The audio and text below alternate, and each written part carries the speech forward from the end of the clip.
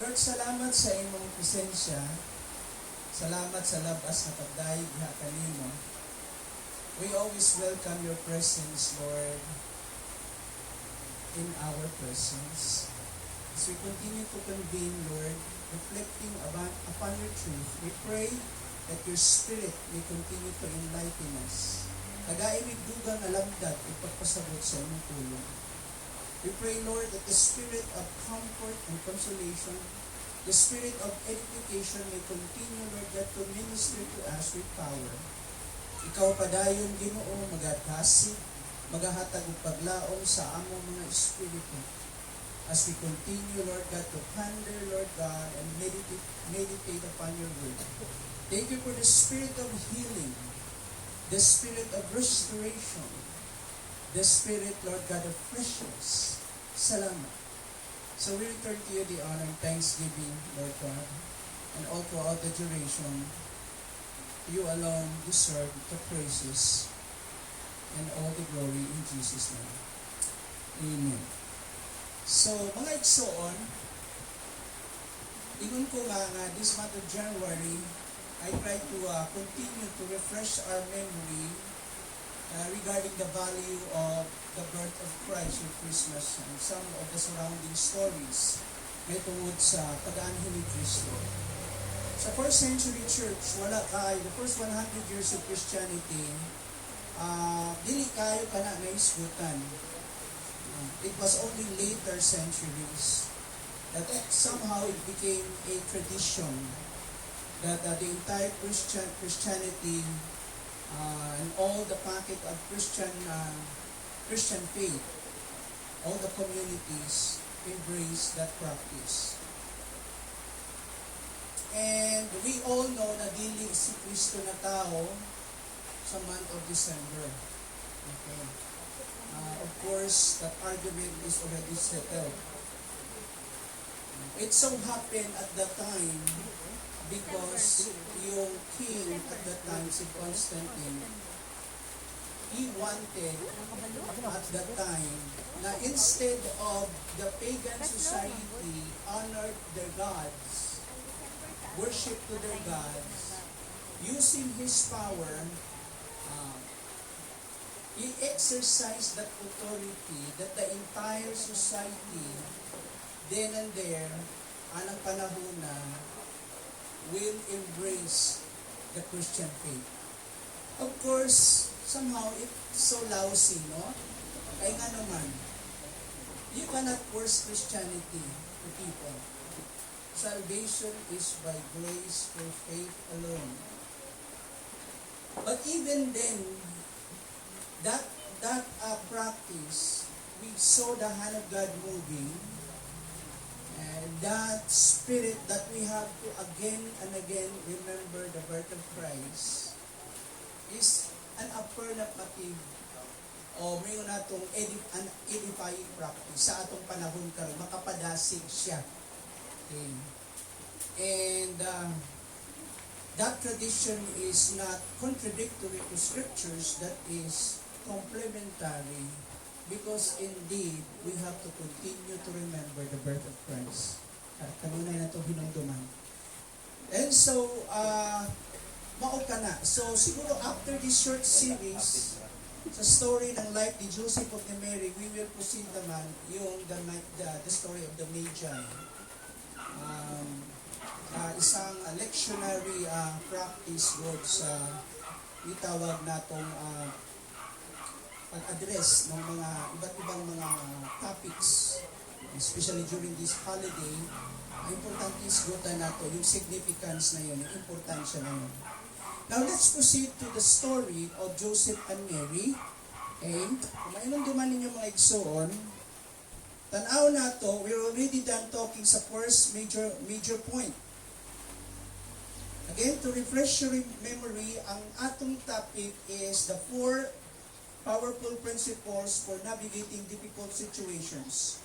Ang upat ka powerful kaayo mga natong mga prinsipyo aron mo gitawag tumugiya ka nato sa mga malisod na sitwasyon.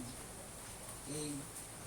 To finding the direction in our difficult situations, what are those four major principles? So sa itong upat ka mga dagko nga mga prinsipyo, those very powerful principles nga atong makapunan. In Matthew 1:18 to 25, we limit our passage in that particular story. Kung atong mahinumduman mga igsoon, naghatag ko sa inyo og title, no? Naghatag ko sa inyo og unang punto. Ang unang punto akong gibilin sa inyo mao kini. Study your situation with righteous intent. And we can find that in verses 18 to 20. Now, akong basahon kana karon sa ato, aron ma-refresh lang ang atong memory sa atong gisgutan. So, asa ang atong text na ata sa Matthew chapter 1, 18 to 25.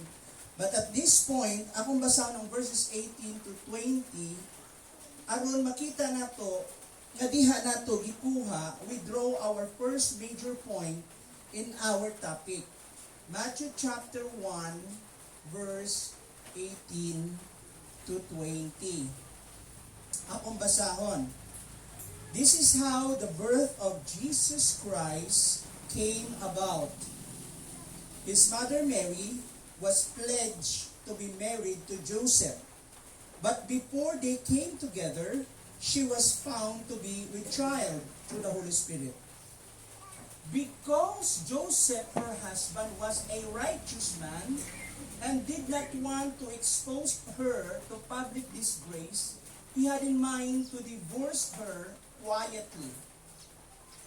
But after he had considered this, an angel of the Lord appeared to him in a dream and said, Joseph, son of David, do not be afraid to take Mary home as your wife, because what is conceived in her is from the Holy Spirit.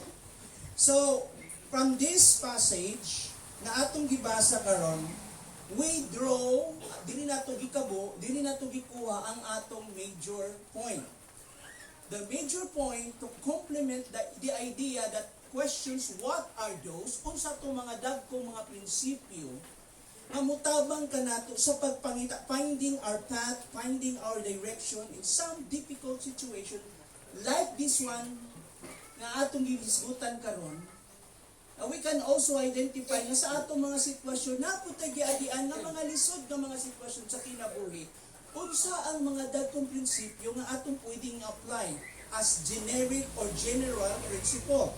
One is study your situation with righteous intent. Pag atupang nimo sa imong sitwasyon, nga dili ka kasabot, it seems chaotic or confusing or a crisis, nahimo siyang threat para sa imuha, unsa may imong buhaton.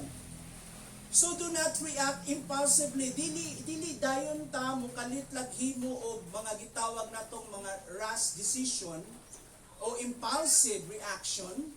Ang atong unang buhaton, imong tun-an sa ang imong sitwasyon nga nagpabilin ang imong gitawag natong sakto ug matarong nga panlantaw. Nagpabilin ang imong pagka-Diyos ang imong pagkamatarong. May mga tao, kung maigo na sila, ma-hit na sila, they hit so hard with such without the pressing situation or difficult situation in life, mawala lang ilang pagtuo sa Diyos. Mawala ang ilang pagsalig sa Ginoo. And they react sila nga gitawag nato murag mga tao nga walay pagtuo sa Diyos. Mao kana mga igsuon. And so what should we do in situation like that? Pag muagi kita, maintain your faith, maintain your what? Your focus to God. Kaya nga sabi ko, study your situation with righteous intention. Magpasabot matarong gyapon ang imong intensyon sa pagpangita sa tubag sa Ginoo, taliwala sa imong sitwasyon. That's the idea. Like Joseph, atong makita ka na, munang lesson atong makita diha. So, wato na ko sa point. In our first lesson diha, sa first point, don't react impulsively, study the situation prayerfully, mong itun-an, dili ka pakalit-kalit. mainampuon ka nga imong gitun-an, na malandong ka sa imong sitwasyon. Joseph did not rush to judgment or act in anger. Wala dayon siya nagdali-dali og unya, naghukom dayon siya og nasuko siya.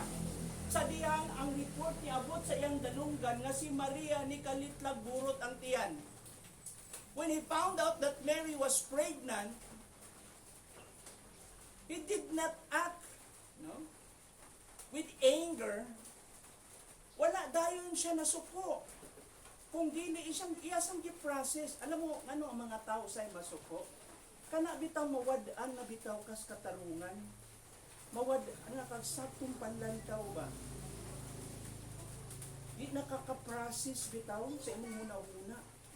At tungod kay very confusing yung situation, na pressured na ka, diha na ka, kay nahutda naman kag pabilo, diha na ka mo, gitawag natong mubuto. So yung mga tao nga dili dayon masuko, dako kay na sila, taas kay na sa pabilo nga naman. They try to understand it, they process things na usahay lisod masabtan. And with righteous intent or righteous intention, Lord, what you are doing here, unsay gitudlo nimo sa ako karon Ginoo, di ko kasabot.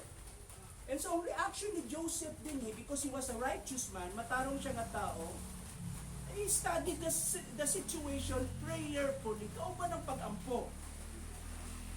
And makita nato the judgment, hindi ni siya ni-act right away, okay? And act in anger. He considered his options soberly. Ibig sabihin, his mind is always in the right frame of thinking, always in the right disposition, sakto nga mga panghuna-huna.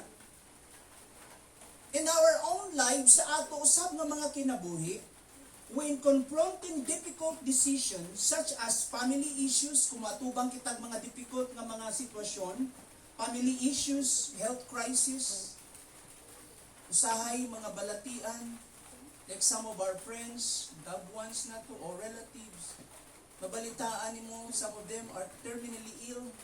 Yung terminally ill, but pasabot na. We're talking about cancer. We're talking about beyond beyond the doctor's ability, no,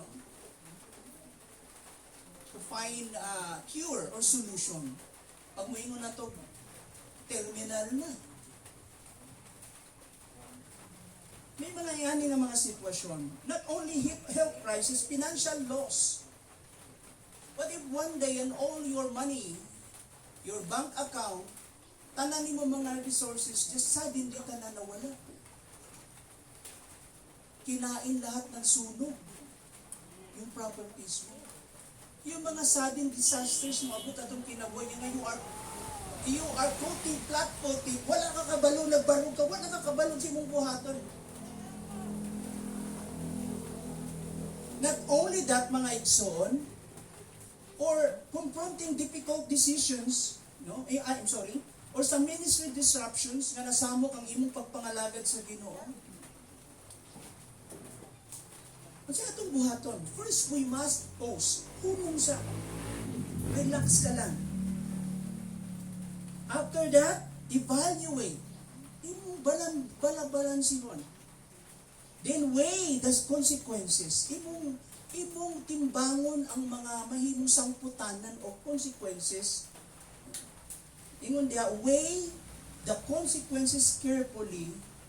Kay nga naman, tanawang gingon ng panultiyon. According to the Proverbs, sa panultiyon 18:15 na gingon, the heart of the prudent, it acquires knowledge, and the ear of the wise seeks knowledge. Yung word na prudent, yung word na wise, the same lang yan sila. Ang mga tao nga maalamon, mga tao nga gitawag na itong intelligent people, smart people, wise people, kini yung mga tao nga they acquire knowledge. Dili sila hahala-hala, bara-barabay. Mangita silang solusyon. Ilasang pangitaon, unsay saktong tubag ani. Unsay ako mahimong saktong tikang ani. Like Joseph. So we must ask ourselves, how will this decision affect my family? Like si Joseph, for example, kung gagawa ako, the best decision that I could do for both of us, for Mary, it seems na mura siyang nagluib sa ako, nabalitaan ako na mabdusa siya, kumuhi mo man kong desisyon, kining akong desisyon mabuhaton, kung sa may implications ani, kung sa may epekto ni ani, how this decision of mine will affect my family. Kung naapog ka sa imong mga difficult na sitwasyon, pag maghimo kag major decision, imong una-hunaundaan, kining ako ma-desisyon buhaton.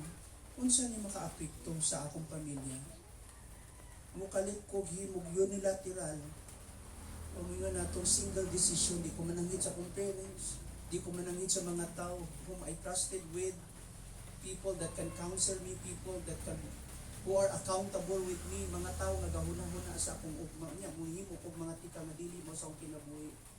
Kasi epekto ni ini sa ako. Makatabang ba ni? Maybe I need to seek their advice.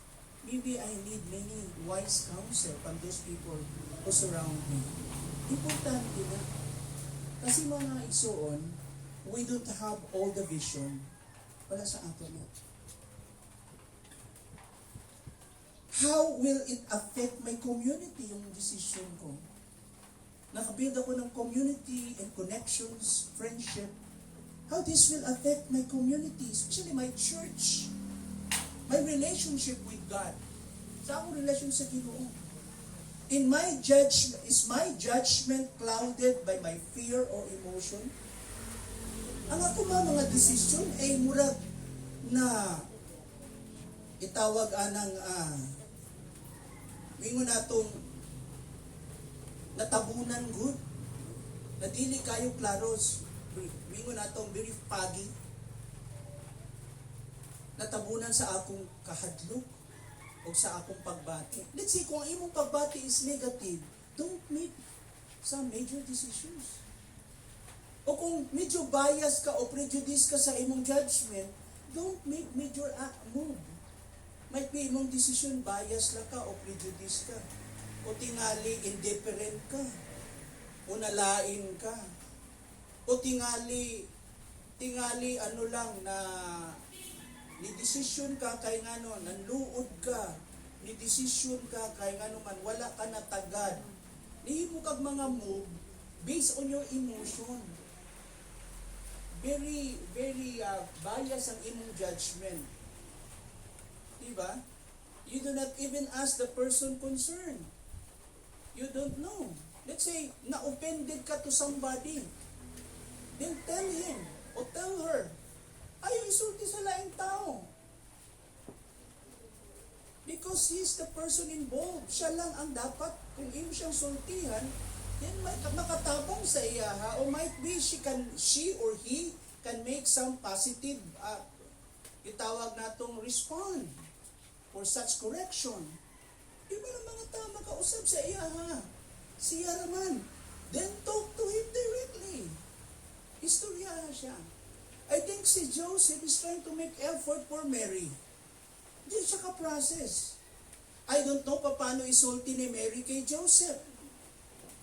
When she was told by Angel Gabriel that you conceive a child, a Savior, Mary, you will be the vessel of God for His greatness, for His glory, gamiton kas Ginoo, na kundiin ang Diyos manaog magpakatao. Paano i-explain ni Mary yun? In a human, rational mind, hindi makaapas. How come, Mary? Wala pa yung ani nga pattern sa Old Testament. Wala pa yung ani nga history. Ikaw pala yung musulti ni ini. Unbelievable. Dili ka.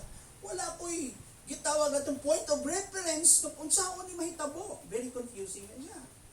So si Joseph, siya sa aning-ana nga sitwasyon. So kita po mga igsoon. The first major decision, okay, to navigate in our difficult situation is this. Study your situation with righteous intent. Magpabiling yapong kang Christian. Bisag lisod imong agian, ayaw kalimti nga first and foremost, you are what? a saint of God. Ibalaan kas Ginoo. May mga tao nawawala yung pagka-Christian nila pag-agi na nila ng problema. They became so carnal, they compromise, and they react like the same with people, no? In this world. Very worldly, very carnal.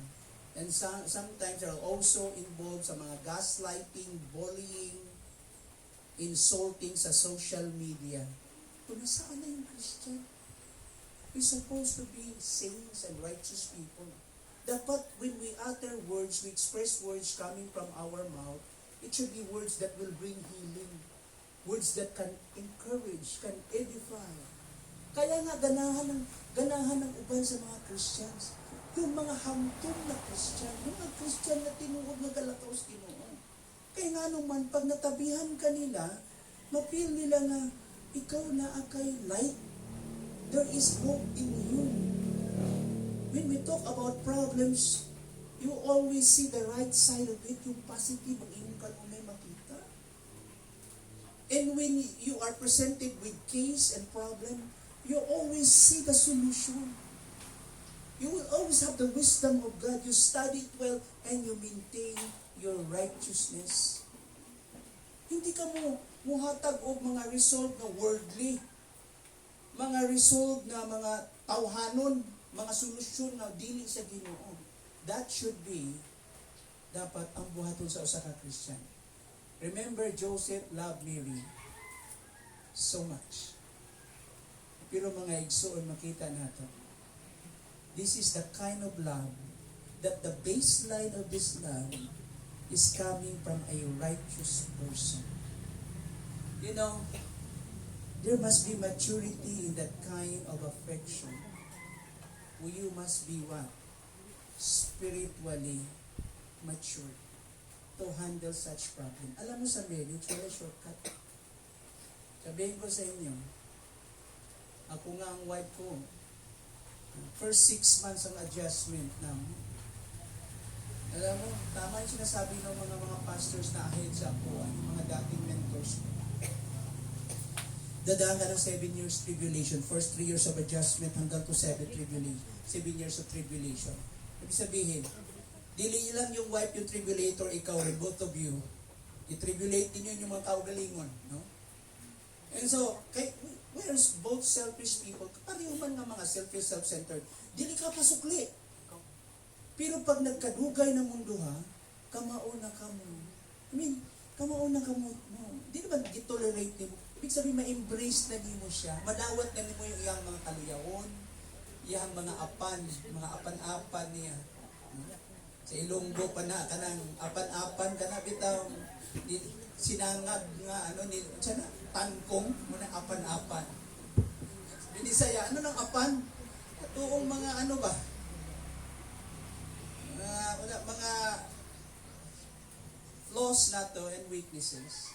Sa marriage, ingon ko nga, kami ni Julie, 30 years na.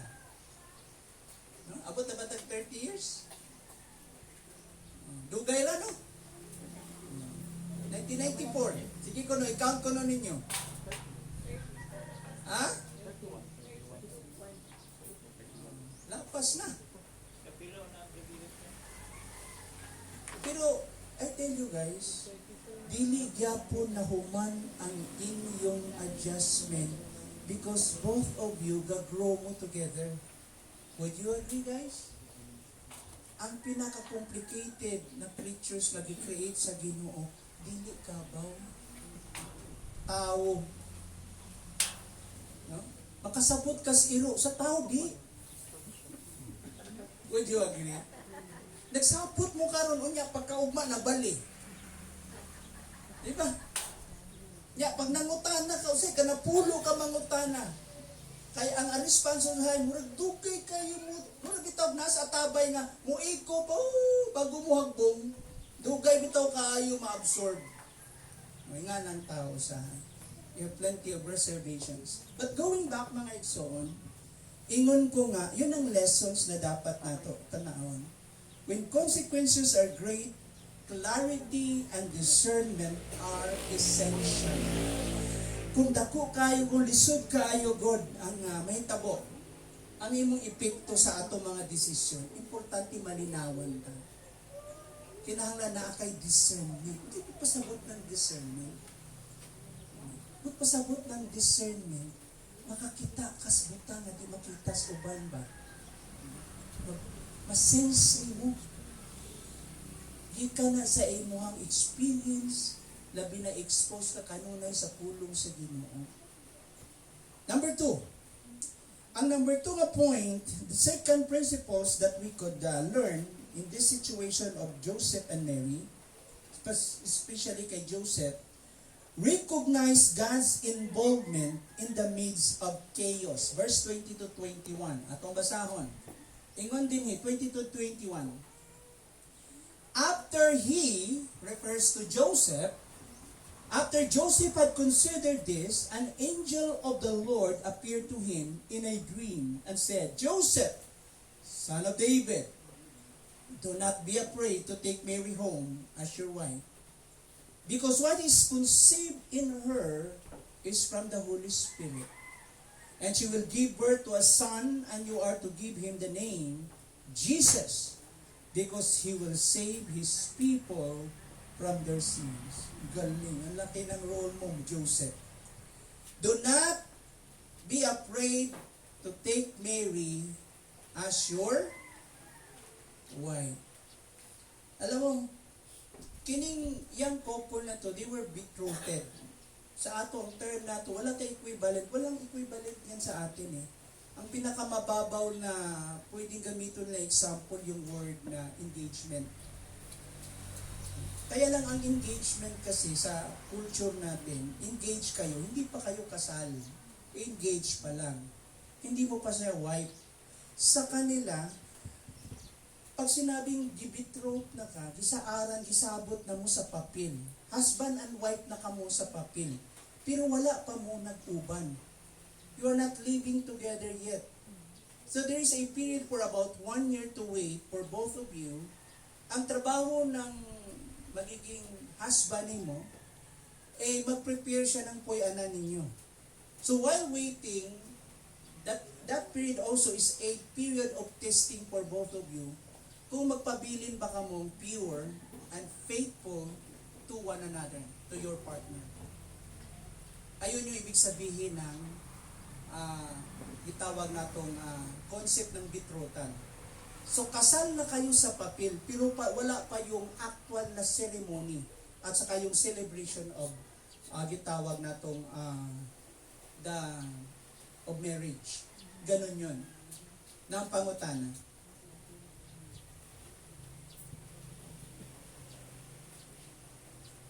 Yung illustration na gigamit ni Jesus sa church, that the church is the bride of Christ and Christ is the groom. Tanawa yung analogy. Anong concept ang sinusunod niya? Yung culture natin o yung culture na scripture? Ha? Ano yung culture na yun? Yung culture ng Bible. May I see your right hand if you are part of the body of Christ? You are the church. And therefore, you are the bride of Christ. Again, may I see your right hands na you would agree with me na you are the bride of Christ. Wala. Pinitroth na tayo eh. May kasala na ba? Wala pa. Wala pa. Kaya you have to study eschatology. Because after the rapture, there will be what? The Bema. Next to Bema judgment is the wedding of the Lamb. And the 1,000 years of the reign of Christ is the celebration of the wedding of the Lamb. Intindihan natin yung concept na yun. Balik tayo sa application na yun. Tanawan yung lahat ng illustration niyo po. Maintindihan ninyo yung value ng pagiging wife ng church. Nakaroon balik tayo sa story ni Joseph of ni Mary. And so si Joseph, sinabihan siya ng angel, do not be afraid to take Mary as your wife. Ibig sabihin, have courage. No matter what the implication, no matter what happened, okay, despite of the chaotic situation might be, despite that seemingly God is unreasonable over your situation, what happened is of God. Ang nahitabo sa Diyos ni. This is part of the redemptive plan of God, Joseph. Do not be afraid to take Mary home as your wife. So the second major point, as the second principle, recognize God's involvement in the midst of chaos. But pasabot pong nagubot na gani imong sitwasyon, tanaw des Ginoo. Lord, wa may aksidente nimo. There is no such as thing as random in the Christian life. Every day is appointed by God. Dili aksidente kini. Na kay plano Ginoo. Pasabta ko. Kung gubot na gani ang sitwasyon, imong ilhon na ang Diyos kauban diha, God is involved sa imo ha, sa taliwala sa imong gubot na sitwasyon. Okay? In the midst of chaos. So while Joseph wrestled with fear, sometimes siya nakibisog sa kahadlok o sa walay kasiguraduhan, while he was wrestling with fear and of uncertainty, God entered the scene. God entered entered the scene into the picture that not through human logic, not through human reasoning, nagpakita ang Diyos, nisunod sa eksena ang Diyos, not on the basis of human logic or human reason, but through divine revelation. So kinausap ng Diyos si Joseph through the angel of the Lord, o ang anghel sa Ginoo nakig-istorya kay Joseph pinaagi sa damgo. One time in one occasion ay nangutana sa ako, Pastor, kining damgo na ko ba? Okay ra ba ni? Yan. Taas ang kamot ng mga gadamgo karon. Taas. I-define nato ang damgo. Ay itong damgo nga na kay ambisyon ha. Yan. Yung mga aspirations nato. Kanang damgo nga gakatulog ka, taas ang kamot ng gadamgo mo sa pag natulog mo. Taas ang nagdamgo mo nga, nagsanta natulog mo niya, nagdamgo mo dagang kwarta nga nadato mo. Taas. Kaya, kanang damgo, normal na. Walay tao nga walay damgo. Gadamgo ta. Kay part na sa atong subconsciousness ba? Kung unsay imuhang gihimo during the day or throughout the week, usay ma-retain na sa imong subconscious mind. And usahay samtang nga, labi nagnaay mga butang, nakakot sa mga tension, naay mga gitawag nato nakafocus ka, o yan, ay mga especially na pressure ka, grabe yung mga demand, yung sa adlaw-adlaw ni mong mga undertaking o mga paningkamot, usay mo, na yung mga mugawa sa imong damgo. Ay nung pagdamgo og lahi, ano nga? Nakoy damgo kanya to ba? No? Nag-story ako mag-isa. O niya, gikuhit ko sa akong wife, samtang tulog ko. Sabi niya, sinong mahal mo? May na lang hindi ko sinabi si Belma. Tinood na! Okay. Talaga ako din sa likod. Tinood na! Oo. Na ako'y mga damgo, mag-create ko ng lessons. Pag mata, muling ko na lang kumuhin ng outline because that is a product of your study. And sometimes, there were some special occasion that God will speak to you through dream. And He will give you the message. So na yung mga occasions na usahay, nakakreate ako ng lessons or message. Pinaagi sa damgo. Gina-istorya ako sa Ginoo. Now, we're not talking about yung yung kitawag natong mingo natong the first century Christianity sa present nato karon. Mamaya isgutan ako na siya, no? Balik lang ta kadiyot din si Joseph, no? Gistorya sa angel. Bago na ko expound padayon kini. And so, ingon diri mga igsoon, in a dream an angel spoke to him revealing that Mary's child was conceived with the Holy Spirit and part of God's redemptive plan. Naa ka na sa Matthew 1:20-21. Ato na nang gibasa.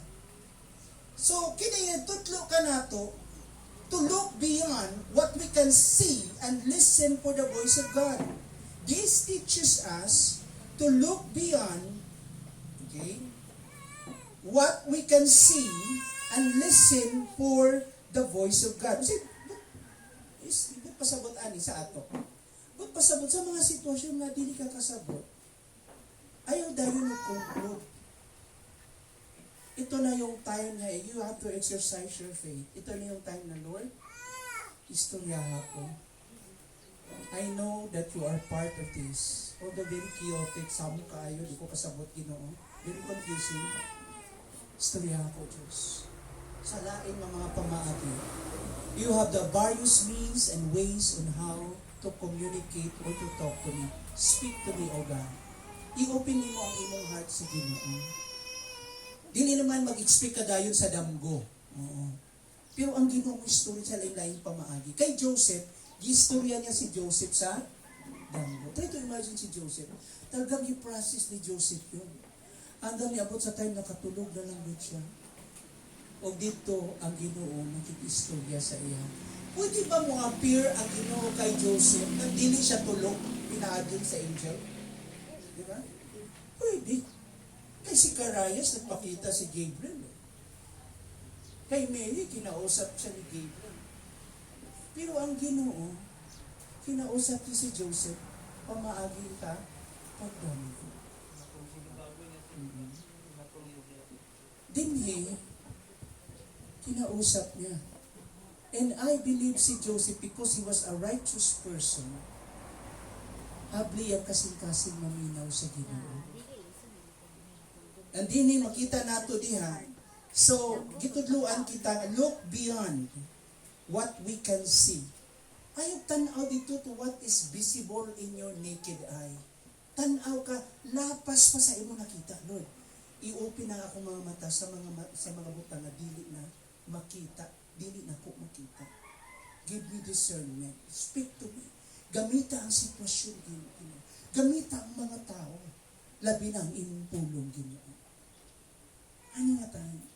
So dinhi, nung gi-istorya God sa Ginoo si Joseph, pinaagi sa angel. Ingon diha mga igsoon. Balikon ko, this teaches us to look beyond what we can see and listen for the voice of God, especially when circumstances seem impossible. God often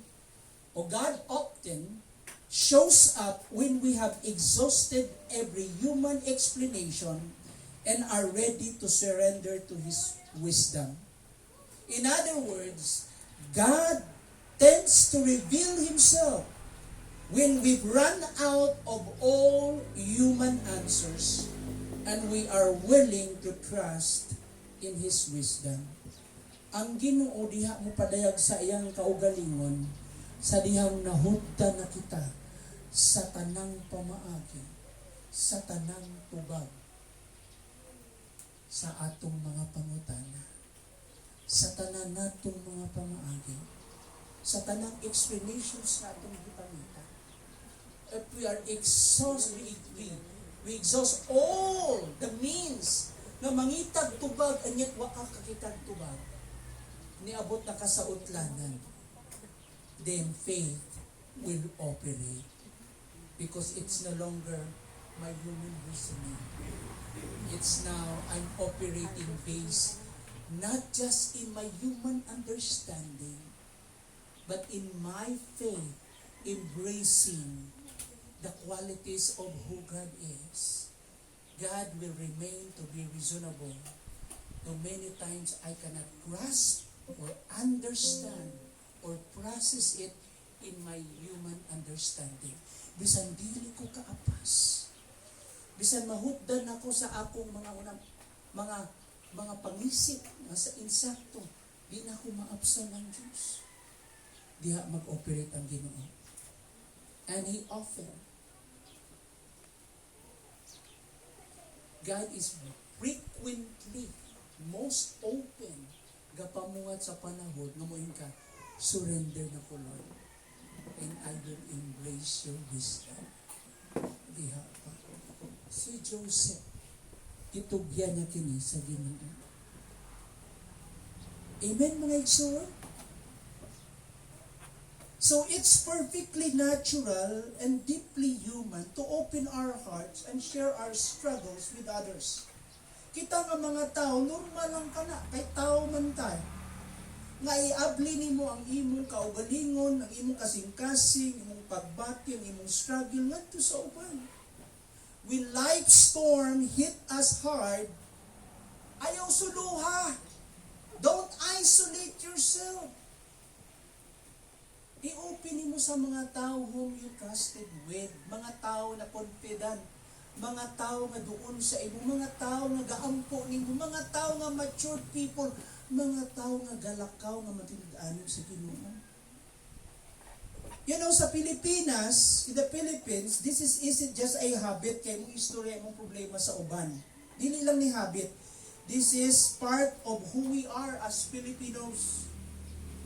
We live by the powerful cultural promise called walang iwanan by. Walang iwanan. No one gets left behind. No matter how heavy the burden, no matter how steep the climb, this isn't just a slogan, dili nga ni statement, Lord, a mere statement.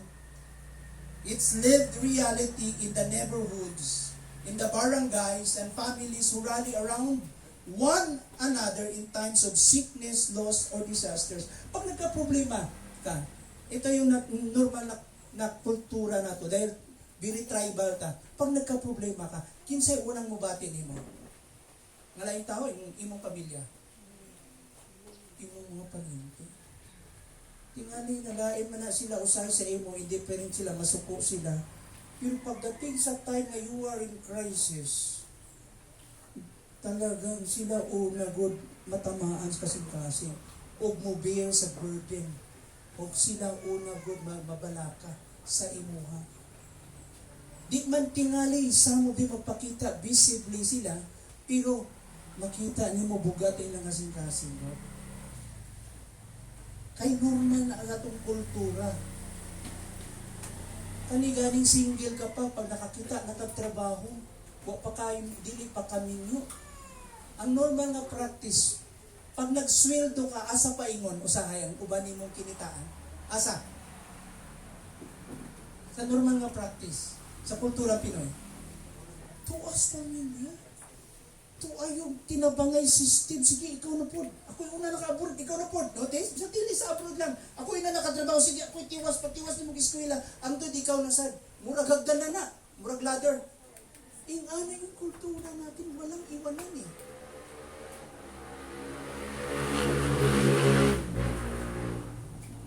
How much more sa Christians?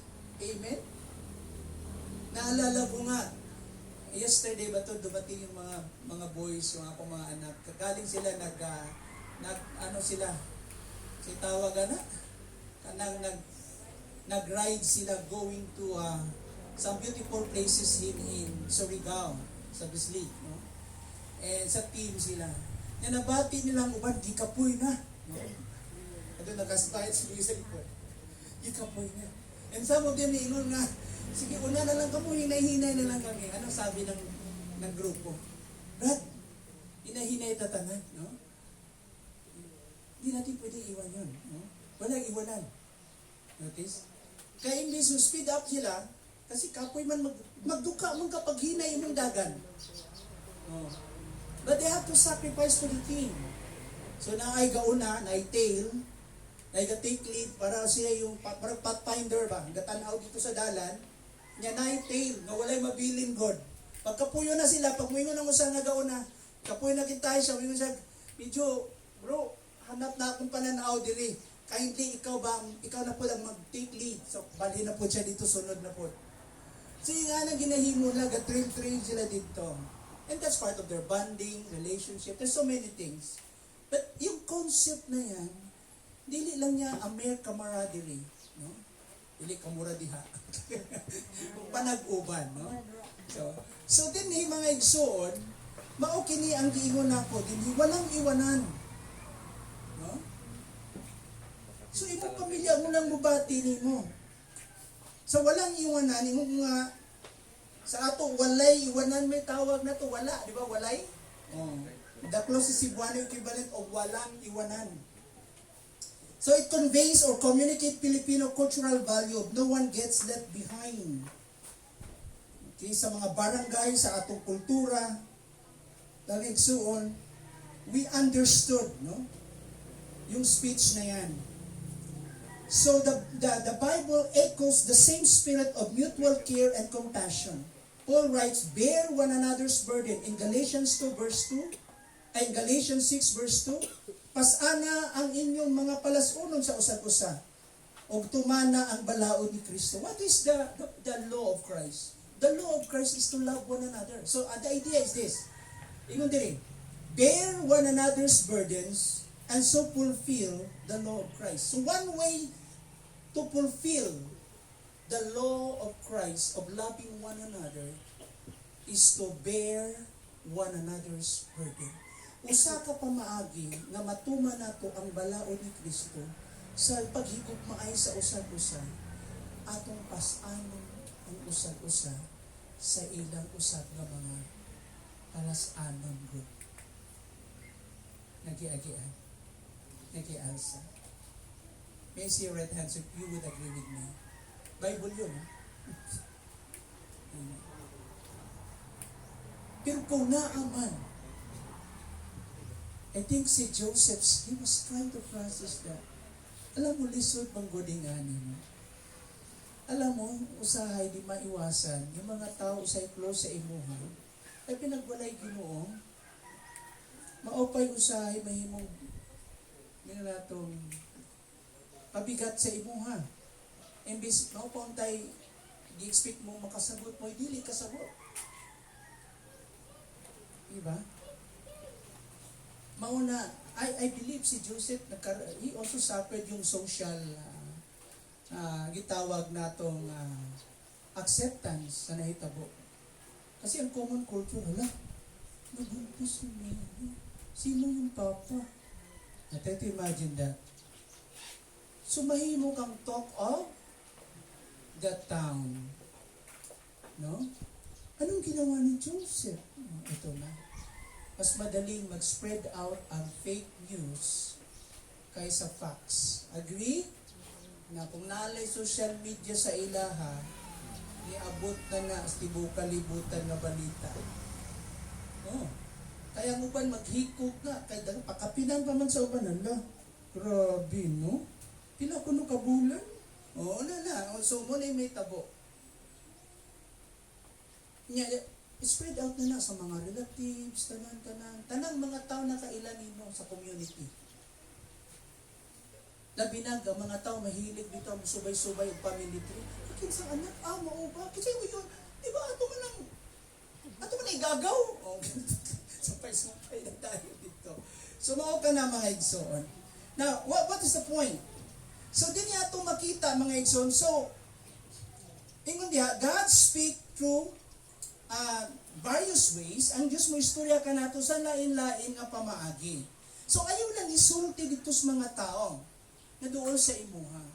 Ayaw kalimti nga ang Diyos mo istorya ka nato sa dagang pamaagi but doon sa Ginoo. So kung kinahanglan na kay opportunity nga iduol po sa uban, iduol. Kinsa dinhi ang gustong pag naa siya problema, di nyo mapugan, iduol good niya sa uban po. Taas ang kamot. Sinusulo lang pala nila. Nang dagang sakit sa kasing-kasing. Isulo lang nila, sinusuppress nila. Ayaw isuppress. Dapat i-ventilate ni mo na. So why turn to others when trouble knocks? Because God often speaks through those around us. Listen to this. Ang Ginoo kanunay mo istorya ka nato. Okay? dito sa asa yato mga nasa palibot nato. God places wise, compassionate friends in our lives. Kabutang siya mga tao good. Mga tao atong mga amigo. Pwedeng gamiton sa Ginoo sa ato. People who can pray with us, mga tao nga moampo nato. People who can speak the truth with gentleness. Katong mga taong istoryahon kaniya, kumprontahon kaniya, isulti niyang kamatuoran, but with politeness, with gentleness, in the right manner. And help to see us see blind spot that we cannot see in our own. Mga tao nga musulti nato nga ipakita ang atong mga wala makita. Sometimes our weakness. Blind spots. Kapag mo siya blind spots? Ito yung example. Mga butang nga dili mo makita. Abi nato, tanang butang kita nato. Dili yung mga butang nga, usay nakita nato, kay nakapokus rin ta sa atong selves. Atong evaluation sa atong kaugalingon, atong pamati. Pero kung ubang tao, makakita sila. Kung sa po'y atong kakuwangon. And that would help us. Kung ako lang nag-drive kag sakyanan, ingon ko nga, ang tabang ng side mirror, itong struggle ko sa, kay medyo loose na yung akong side mirror. Pag kusog na akong dagan, ang side mirror na ko sa left, nahugtan ako yung sa right, yung sa left, medyo nahugtan ako. Yung sa right na ko nga side mirror, pag mukusog na akong dagan, muduko na siya. Di na yung ko kakita. But even then, if yung mga side mirror mo perfect sila, kung asa lang nakapokus yung side mirror mo, yun lang ang area nga makaptured niya, nga makita niya. And you think na abi nimo, tungod kay nakita nimo both sa imong side mirror, nga walay tao diha, walay vehicle sa imong kilid, abi nimo free na ka. That is why you have to also mutanaw ka sa pinaka-middle po na imuhang gitawag natong mirror nga maoy mo hatag pod ng sight sa imo nga sa likod. Kay nga naman, day time mo say mulingi jud ko kay na may mga part na dili ka kakita. Mao gani nang ubang mga motor bitaw. Di ko kasabot nang tangtangan nila side mirror. Ano man naamoy mata nga 360 degrees. Nga pagadagan mo kita ninyo tanan murag sa tilay. Kuha pa nimo side mirror. Nagamay na lang gani ng side mirror. Kaya nga wantang gituon ako yung motor sa akong bata ba. Asay nga na siya side mirror. Tapos siya giputa nga linging nga gamay. Nga murag magnifying glass ba. Gipilit niya dito. So gitanaw-tanaw na ko. Bitaw ko no. Kaya bisan ka to, mamagnify niya na yung mga area nga dili mo makita. Mamagnify dito.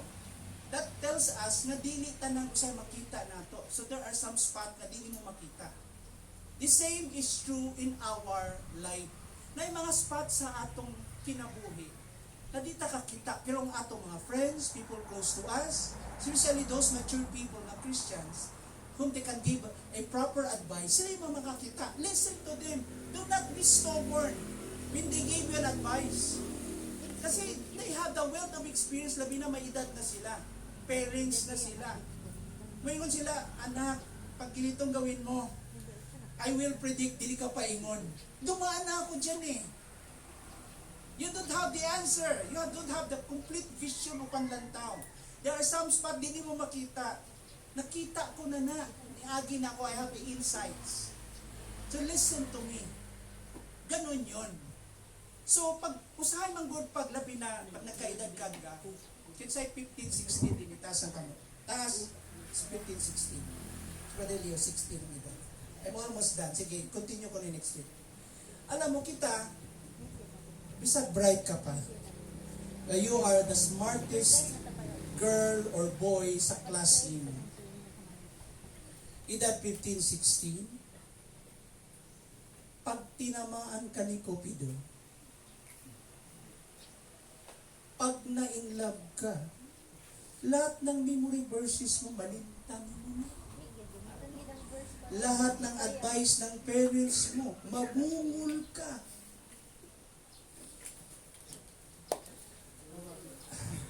Na explanation nila ka na sa social media, na explanation sa science ka na. Nasa science, ana. Nasa science. Pero dili tungod kay alam na nimo yung facts, ana, nganong ngana na siya, pasagda na lang nimo. As Christians, okay, we can control that. Dili mo pwede pasangilan nga, bata pa kami. Forgive us. Because we were young. Di ba may kanta gana? We were young. Oh. Hindi. Siyempre, bata pa ka, bubo ka usahay. No? So, kaya naman, mabububo ka. Kasi mabubo lamang ka. Kaya ang imo pamation, kusog man. So, tanang mga tao nga mo-advise di mo kontrabida sa buhay mo. Amen? Pero sa tinuod lang, sila yung nagunahon na, saan ba na ako itabangan ka? Kay kabalo mo, pag wala kay trabaho na nag-uban mo, kanya ang bata, masuyok mo nagatas. Sa mga alot, kung anong katul mo niya akong ulo, ha? Asa ka mga alot, di nakakasabot. Asa ka mga alot, God? Ang tumuyak ka lang, katindak-tindak na yung tiil, God, di nakakasabot. Na okay lang kung si Papa o si Mama gamhanan, may kayutaan, kay... Diba? Pero even din mauni, ang tinuog na kayamanan mabilin sa ginikanan sa mga anak, ito, bunta mo na tayo sa level ng dili Kristohano na. Okay? Ma-independent ka, makabaton ka kaugalingon mo, saktong disposisyon o mas stable ka. Yun ang kayamanan. Muna nagsugod ka eskwela. Na iangat na natin sa Christian way. Sa Christian way, ang tilog na kayamanan ko, nga mabiling, di man tadato, tanan, pero dato, tas ginoon. Pag dato tas ginoon, God will provide the resources. Yung naakay kahadlok sa ginoon. Galakaw kang mamataro, nga naman. Because those who walk in righteousness will experience the abundance of God. Blessed are those who does not walk in the counsel of the wicked, who stand in the way of sinners, and sit down in the seat of mockers. But rather he reflect on the word of God, meditating upon, ruminating it, processing it, studying it, day and night. And these were the people who are once planted like a tree, in the streams of waters, in the source of water, and they will not experience dryness. There will always an abundance source of water. Their leaves will not wither, and they will bear fruit on the right time, in the right season. Whatever they do, whatever he does, he prospers. So yung prosperity, yung success, coming from what? Your fear of God, spending time with His Word that will provide you wisdom. Paano ka magiging successful sa life? Kayong kayamanan, pag wala kay Ginoo, mahurot mo na nimo. Akala ni mo yung milyon mo?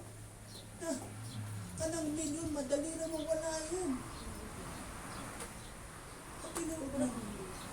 Pero pag naa kay Ginoo, niya sakto imong nakaw sa Ginoo, God will pour out His resources to you.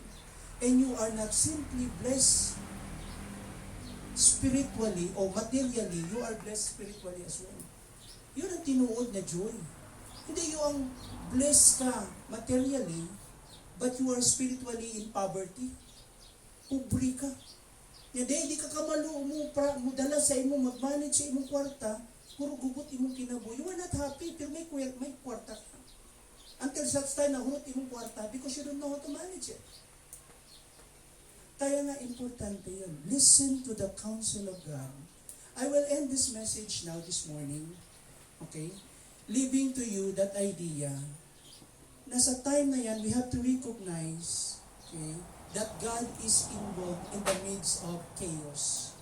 What we should do is simply to find the counsel of God, listening to those God's instruments na pwede niyang gamiton.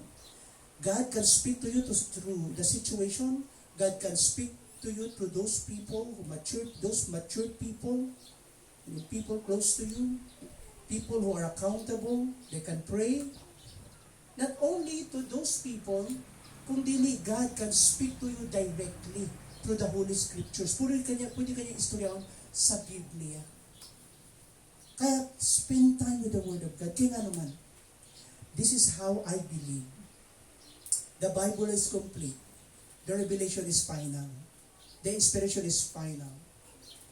But the illuminations of God, ang ginukanunay mo pasabot sa iyong pulong diya, sa iyong mga pulong magpaday diya kanina.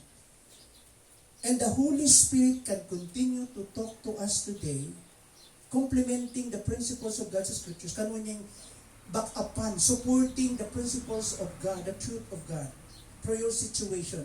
Kasi ang Ginoo mustorya sa mga specifics. Ang nasa Bible, yung yung revealed truth. Wala may makita ni mga specifics din na direction sa Ginoo yung pananlita mo yung muadtukos kagayan. Ano nga verse akong makita din? Wala may verse makita diha nga maka-apply ka sa Axilom. Wala man kayo makita sa Bible diha nga direction nga muadto kag Maynila. Asa na siya? When you sit down and listen and pray, listening to the Spirit while reading the Word of God, hinay-hinay ang Ginoo. May mga question kasi mong kasing-kasing. Ang Ginoo mustorya nimo tanan kag inner peace. Nang imong mga desisyon giubanan ka na kay peace. There is an inner affirmation or approval. May nga Ginoo, okay anak. Nag-thumbs up ang Ginoo. Yung circumstances mo line up dito sa imong pamati ug ang Biblia dili against sa imong sudlan. Dili man ka itagaan sa Ginoo open door nga mapalayo kaniya nga ma-compromise. For example, promotion, no? Nay open door din No? Mahimo kang bartender sa club, dawat na ka. Is that the will of God? Ha? Lord, so many Lord, bugurokos pagiging bartender din. So, ibig sabihin, yung principles of Scriptures, tugluan ka niya. Na dili ka ma-compromise. May mga trabaho ihatod ka sa Ginoo sa insakto. Okay? Now, I will end here. Dili na ko muhuman mga ikson sa ato. Listen to this. Bisa di nyo masabtan ninyong sitwasyon karon. Ayaw ingna, no? Dili ka uban ng kamot sa Ginoo diya. Wala aksidente sa Ginoo. So, papidyo magugubot ang imong sitwasyon karon like Joseph. Tingin ka, Lord, kabalo ko nga involved ka amidst of this chaos. It might be sometimes sa ako mga wrong moves, may mga consequences ko sa akong kinabuhi. But Lord, I know that you are the one in charge. Lord, kabalo ko pa rin ka-involved ni ini. Help me, teach me. Open my heart, Lord. Tudloy ko. Let us pray. Lord, salamat sa grasya nimo. Padayon ka, mamuhat ka na mo, Ginoo. Ikaw sa tanang higayon at matinod-anon ka namo, Ginoo. Dili nimo kami gipasagdan, O Diyos. Karon tuiga 2026, Lord God, magsugod kami, Lord, sa unang bulan. Ginoo, sa among unang tikang ginugiyahe kami. As we continue, Lord God, to find, Lord God, our path, our direction in this year. Lord, we pray for personal improvement, personal development, Lord. Not only for personal development, we pray also, Lord God, for success and blessings. Not only personally, but for our family, Lord, and for our community. Lord, sa among pamilya, daghan mig mga concerns, daghan mig kabugaton sa among mga personal nga mga kabugaton, Ginoo. Lord, daghan pud mig mga prayers, Lord. You know our dreams and aspirations, Ginoo. Among isang at kini kanimo tanan. For this year 2026, Lord, allow us to prosper. Allow us to flourish, Lord. Tagay kami daghang kadaugan, Ginoo. Ang pingi kami, Lord, tagay kami taas na lugway, Ginoo. Tuguti kami nga among ihanay nga among mga calendars, not just to Lord God to begin an inventory, Lord, but to continue, Lord God, to set our plans, Lord. Ang among mga plano, Ginoo, sa among pamilya, sa among kaugalingon, sa uban pang butang. Bless us, Lord God, sa tanang butang. Salamat bisang kantak na sa kadaugan. Salamat sa may panglawas. Sa ngalan ni Kristo Jesus. Amen. Let us all rise. The Lord bless you and keep you. The Lord will cause His face to shine upon you and be gracious unto you. The Lord will lift up the light of His countenance and He will give you peace today and forevermore. In the name of the Father, the Son, and Holy Spirit, and everyone will say, Amen.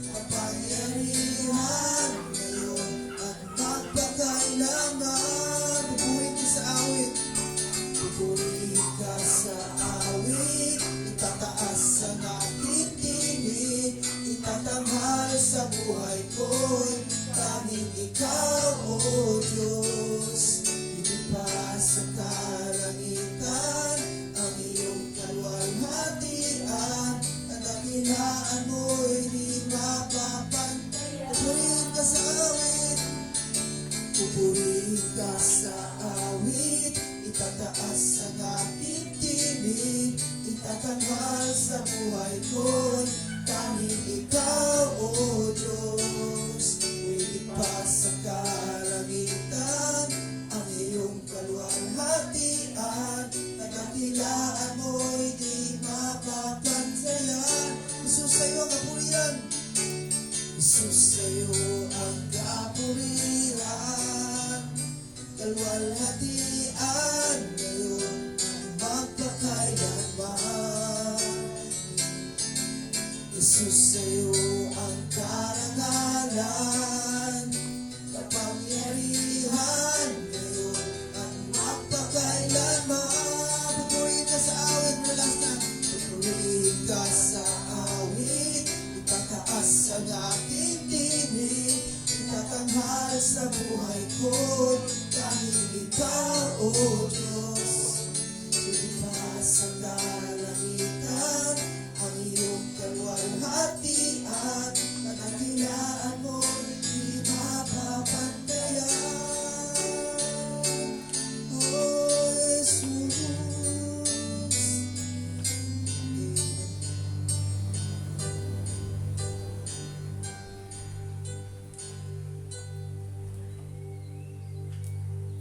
What a sight to see, such happy faces, praising God and having faces. Happy New Year! When I get together with God, wonderful people, what a thrill. I love the thrill that I feel when I get together with God's wonderful people. I love the thrill that I feel when I get together with God's wonderful people. What a sight to see, such happy faces, praising God in heavenly places. What a thrill that I feel when I get together with God.